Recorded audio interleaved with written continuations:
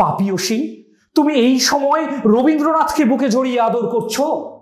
আমি কি কেউ না? আমার ঈর্ষা লক লক করে উঠছে আকাশে। এখন এক প্রবল বজ্রপাতে ধ্বংস হয়ে যাক রবীন্দ্রনাথের মতো সবকিছু। তার উপর রেখে যাব আমার দিন দুঃখী কাব্যগ্রন্থখানি। সদ্য অতিক্রান্ত 25শে বৈশাখ, কবিপক্ষ চলছে। আচ্ছা, রবীন্দ্রনাথকে তার অব্যবহিত যুগের কবি সাহিত্যিকরা কিভাবে দেখেছিলেন? কল্লোল যুগ বা সেখান থেকে আরও একটু এগিয়ে এসে সুনীল গঙ্গোপাধ্যায়, শক্তি চট্টোপাধ্যায়ের কৃত্তিবাস যুগ পর্যন্ত আমরা কিন্তু দেখে থাকি কবি সাহিত্যিকদের মধ্যে অন্তত প্রকাশ্যে রবীন্দ্র বিরোধিতা অত্যন্ত প্রবল। তাঁরা সকলেই অন্তত বহিরঙ্গে রবীন্দ্রনাথের বিরোধিতা করেই প্রতিষ্ঠা লাভ করেছেন। কেন করেছেন? কারণ রবীন্দ্রনাথ এত বড় মাপের একটি প্রতিভা যেন তা তাদের অগ্রগতির পথে অন্তরায় হয়ে দাঁড়িয়েছিল। কেননা তখনও পর্যন্ত বাঙালি বিশ্বাস করত রবীন্দ্রনাথের পরে আর কেউ কিছু লিখতে পারেন না। কিন্তু তারা সকলেই মনে মনে ছিলেন রবীন্দ্র পূজারী। সুনীল গঙ্গোপাধ্যায় লিখেছেন যে প্রতিদিন রাত্রেবেলা বাড়ি ফিরে প্রায়শ্চিত্তের মতো অনর্গল এক টানা রবীন্দ্রনাথের কবিতা আবৃত্তি করে যেতেন তিনি। কি বিচিত্র বৈপরীত্য, তাই না? চলুন আজকে আমরা সেই সময়ের এক কবির কবিতা দিয়ে রবীন্দ্রনাথকে স্মরণ করি।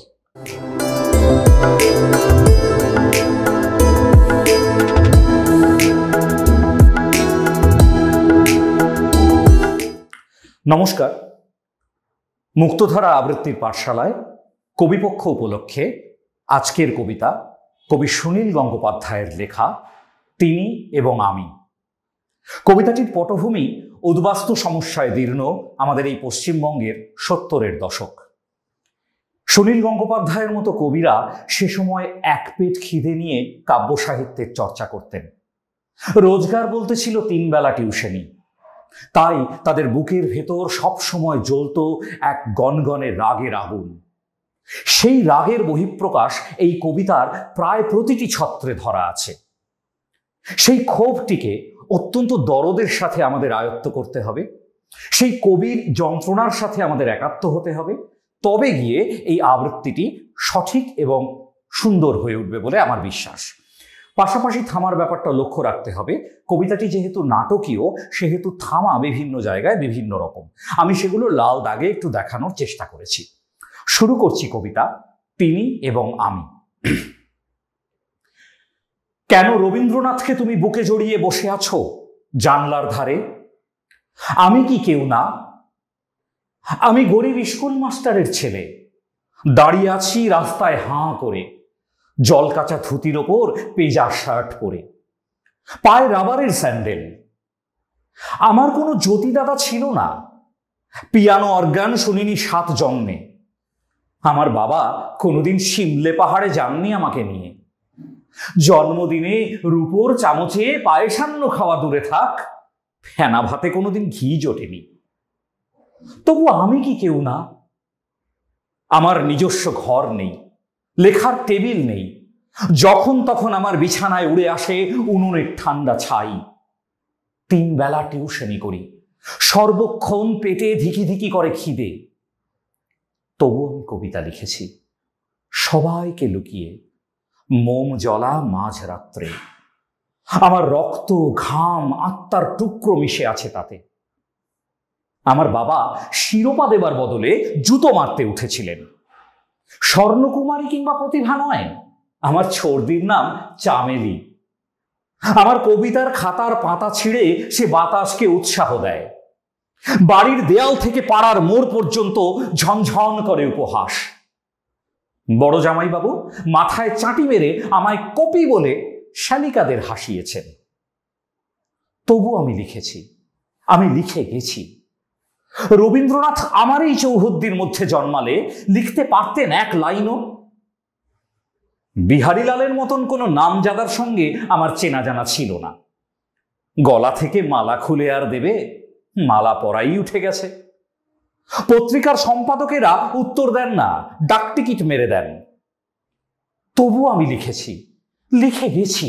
আমার সমস্ত অস্তিত্বের নির্যাস দিয়ে এক একটি কবিতা, শুধু তোমাকে শোনাবার জন্যই নয়, তোমাকে রচনা করবার জন্য, তোমার পায়ের তলার ধুলো চুলের মধ্যে ঘাম শুষে নেবার জন্য, তোমার ফ্যাকাশে হাসির চারপাশে একটা বৃত্ত এঁকে দেবার জন্য।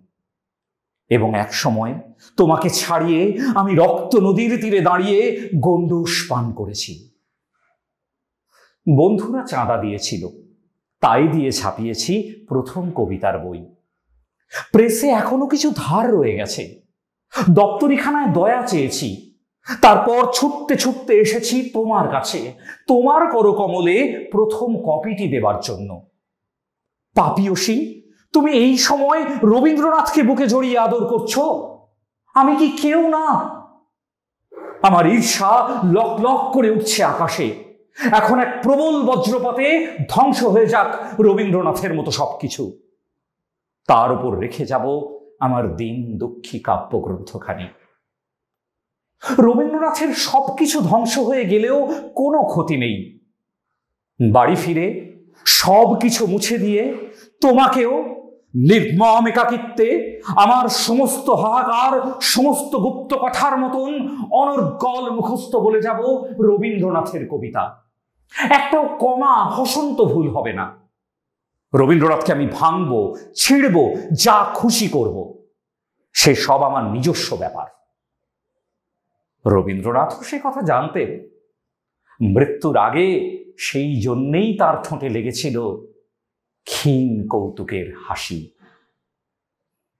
নমস্কার, সকলে ভালো থাকবেন।